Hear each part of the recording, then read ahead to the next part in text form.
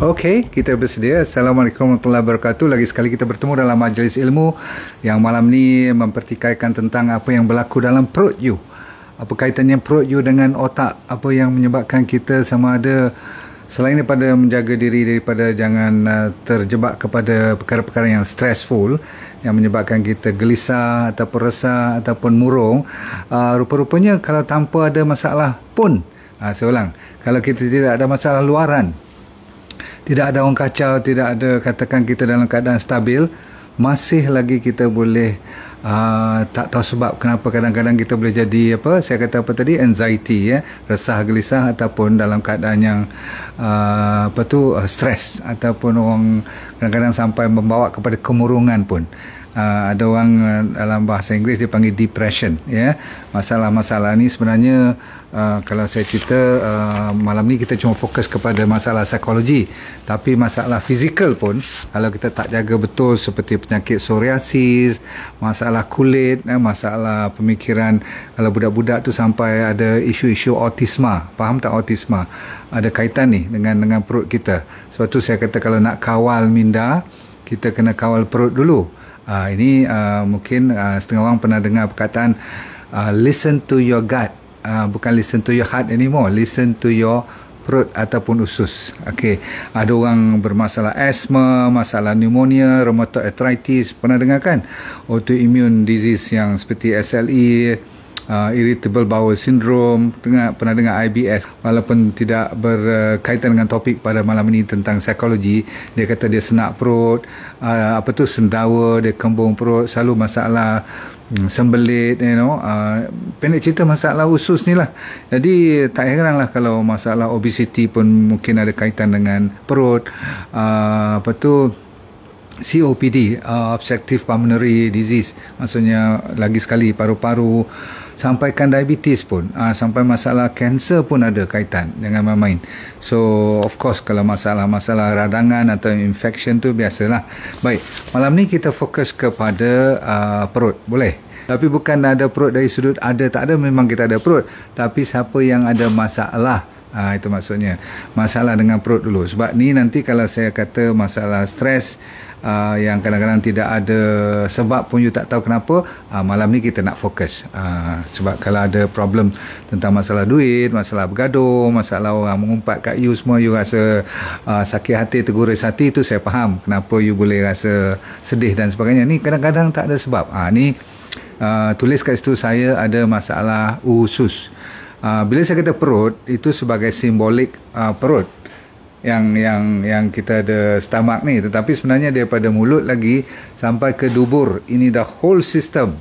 Gastrointestinal tract ni merupakan satu organ yang kalau saya tanya, memang banyak organ kita kan, dan banyak lagi organ-organ yang mustahak sebenarnya. Tapi saya nak tanya you, kalau you dibenarkan cuma tulis satu jawapan, organ apa yang dalam badan kita yang paling mustahak? Tulis kat situ cepat sekarang. Bermula daripada otak ataupun jantung ataupun paru-paru ataupun liver, buah pinggang, mana yang paling mustahak? Cepat. Perut ni kalau you tulis disebabkan saya beri topik ni. Katakan you tak dengar langsung lecture I ataupun title pada hari ni, apa you akan tulis? Secara ikhlas lah. Okey, tapi jawapannya sebenarnya pada malam ni saya dah bagi tip petua, iaitu tidak lain tidak bukan, sebab itulah Rasulullah SAW pernah bersabdakan semua penyakit tu bermula daripada satu tempat ni. Namanya, kalau dari sudut bahasa simboliknya, perut lah, daripada perut kita. Jadi tuan-tuan sekalian, walaupun you kata apa pun, perut lah yang paling aktif sebenarnya dalam hidup kita, sebab dia tak pernah 1-2 hari pun dia boleh pergi tanpa kita menguik dia atau mencuit dia ataupun mengganggu dia ataupun menstimulasikan dia, betul tak? Ataupun mengkosongkan dia ataupun memberi rangsangan sangat-sangat pada dia. Bermaksud kita tak boleh go through fasting atau puasa pun lebih pada 14-15 jam, tu tak? Dah mula, betul? Setengah orang boleh puasa sampai 20 jam tu, dia buat intermittent fasting tu lain, tetapi tetap dia kena juga air, kena juga makanan. Jadi perut kita tu sentiasa tak pernah lebih daripada 24 jam dia tak diganggu ataupun diberi sesuatu, betul? Baik, jadi kita kena tahu dari sudut dalam perut pula, kenapa kita cerita pasal perut, kita kena tahu isi kandung dia. Jadi malam ni kita cuma fokus kepada berbagai-bagai apa tu benda yang ada dalam perut kita. Yang kita nak fokus ialah yang paling banyak menghadiri diri mereka ialah namanya ialah microbiome. Bila you dengar perkataan microbiome ni, you mesti terfikir kepada bakteria kan, betul tak? Kan? Dan apa kaitannya dengan otak pula?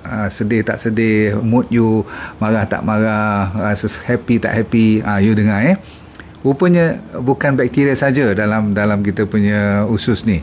Daripada terutama sekali bila lepas daripada perut je, small intestine, especially big intestine tu lagi ramai dia. Bakteria nombor 1, nombor 2 virus. Dia juga ada virus. Jangan main, bukan virus semua tu jahat. Sebab itulah bila you cuba menghindari daripada sebarang makanan pun, contoh macam saya kata tak usah makan susu, tak usah makan daging, tak usah makan gula, semua tu sebenarnya saya kena berlapik cakap, sebab Tuhan tak pernah menjadikan sesuatu apa pun tanpa ada manfaat ataupun ada mudarat kalau you salah pakai. Saya ulang, manfaat dan mudarat dia mesti ada sebab. Tetapi kalau dalam suasana ataupun kuantiti ataupun jumlah yang betul dan dos yang tepat, dia menjadi satu kebaikan.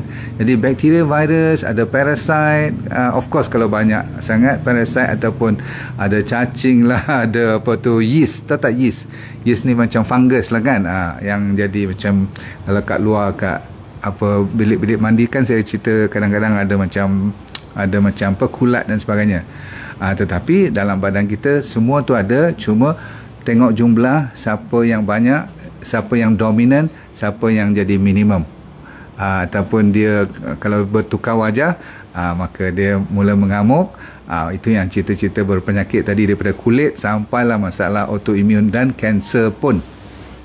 Baik, contoh kalau saya boleh bagi seperti Bifidobacillus, you pernah dengar Lactobacillus, dua nama yang terkenal lah bakteria-bakteria yang baik ni dalam badan kita kan. Mereka ni sebenarnya ada kerja, Tuhan bagi mereka tugas resmi, dan dalam body kita anda dah tahu bakteria ataupun microflora ni macam tanaman pula. Itu kalau pokok, tapi kalau bakteria dia pun ada lebih kurang 1000 spesies. 1000.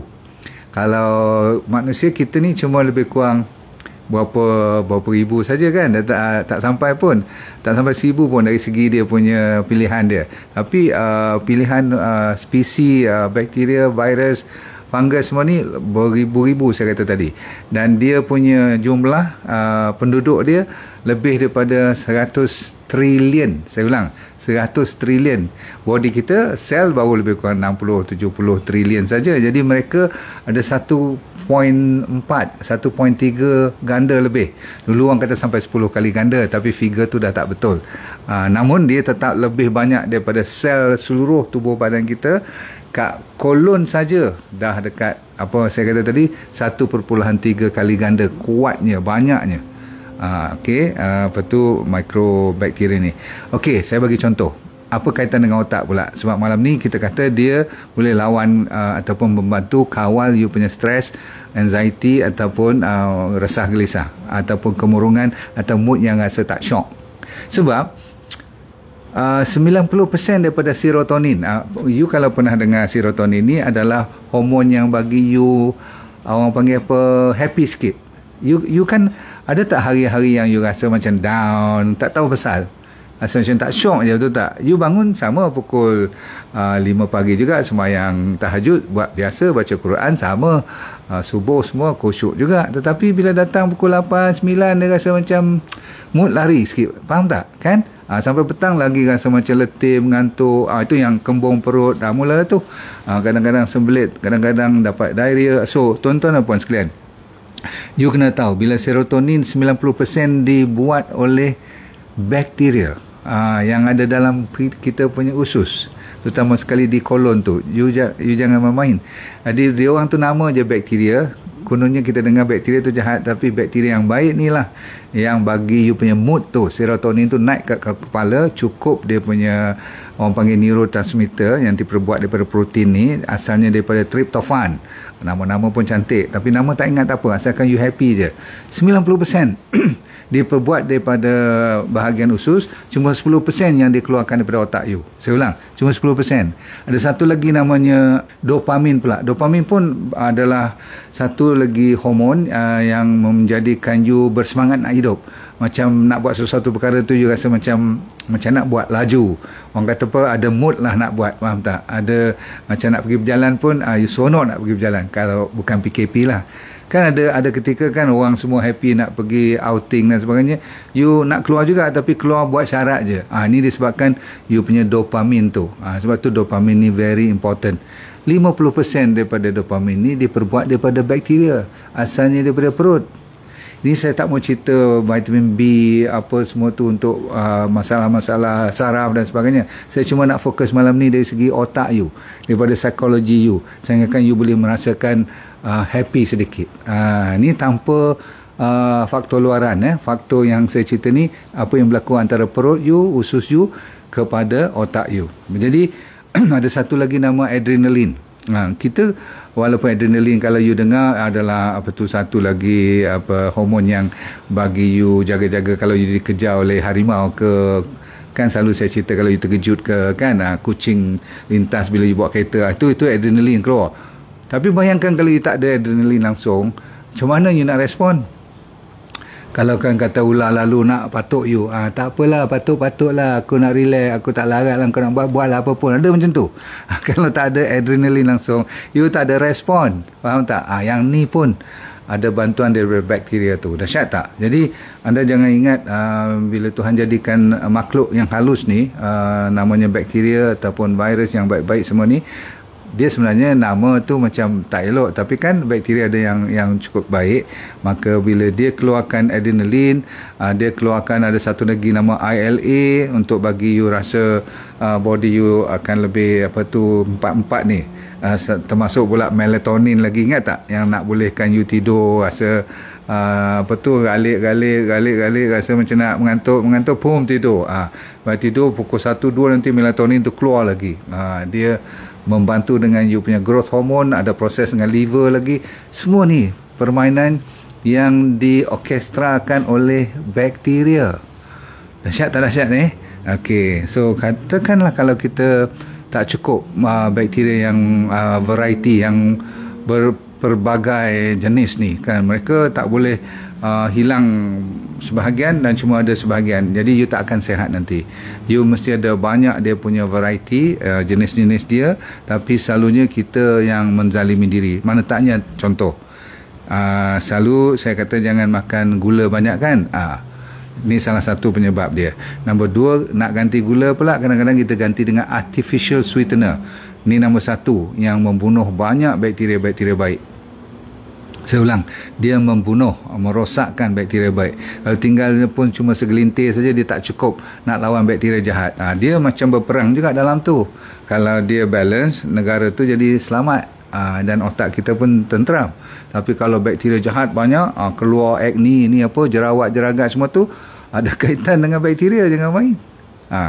Baik, kita patah balik kepada otak je malam ni, sebab ada lagi 10 lain pada otak pun dia ganggu juga. Tapi cukuplah kalau dengan otak saja dia dah ganggu. Kalau kita makan benda yang seperti high fructose corn syrup, benda-benda yang diperbuat daripada jagung pemanis semua tu kan, yang dalam supermarket semua tu, dan juga ambil trans fat, minyak-minyak yang gorengan seperti inilah fast food semua tu kan, minyak-minyak dalam plastik, matahari, soya, semua tu minyak-minyak yang inilah, kita risau juga kan.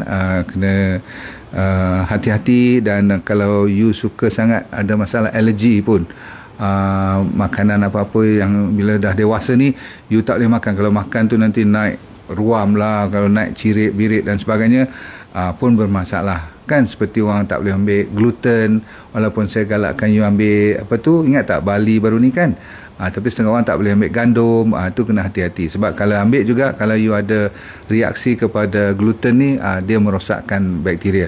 Ada orang ambil diet yang tinggi dengan saya kata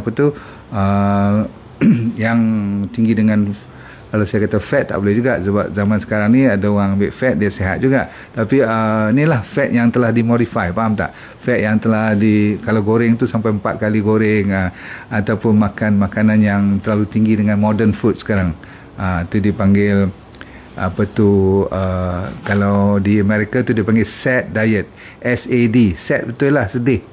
Standard American Diet. Kita pun dah ikut dah juga sekarang ni, betul tak? Ada masalah stres lagi pun akan merosakkan bakteria kita. Apalagi antibiotik, semua dah tahu lah kan, kalau ambil antibiotik sebab tu najis bertukar warna, you dapat cirit-birit, dan you tak sihat je lepas pada tu, nak kena ganti balik. Okay?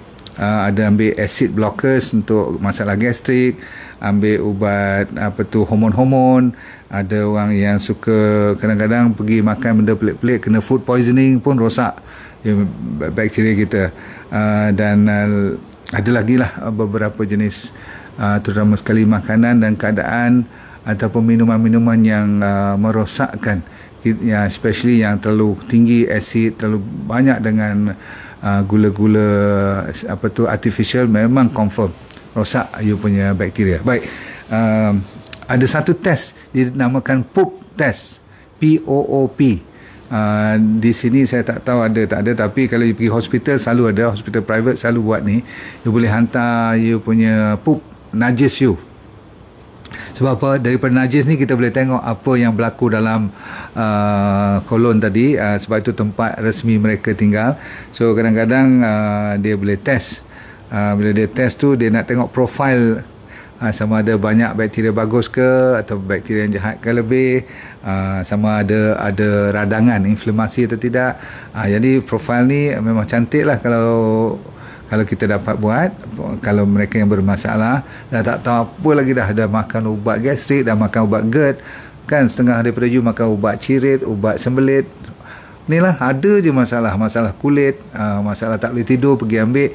Rupa-rupanya kita salah target kita sepatutnya membetulkan balik mikroflora ataupun microbiome ataupun bakteria. Nama-nama lain tu tak apa, tapi penting sekali kita sebenarnya salah target. Kita duk kalau kulit pergi ubat penyakit kulit, kalau masalah sendi, masalah letih, masalah sedawa, cuba hilangkan angin sebagainya, padahal isunya ialah bakteria tu. Jadi sebab tu orang bagi, pernah dengar prebiotik macam kita, sebab tu saya galakkan you ambil fiber up. Okey, dan zaman sekarang kita bagi herbal gel. Sebab apa? Kita nak cuba kontrol bakteria atau virus yang nakal-nakal ni, supaya membenarkan yang baik, orang panggil apa, meriah banyak. Sebab kadang-kadang kita tak cukup ni je, sebab tu menjadikan kita lemah, sedih, tak ada mood semua. Lepas tu saya kata apa, fiber up very important. Tapi kalau you jaga diet you, D&D diet kan banyak dia punya fruits dengan vegetable, banyak betul. Bahkan hampir 70% daripada kita punya rekomendasi kita ialah lebih kepada fruits, vegetable. Lepas tu ada nuts, ke kacang yang, kecuali kacang tanah, tapi kita banyak bagi lentils. Pernah dengar tak? Legumes kan, semua tu dibenarkan. Bahkan saya cukup galakkan you ambil apa tu, ulam-ulaman, no problem. Okay, memang digalakkan sangat-sangat.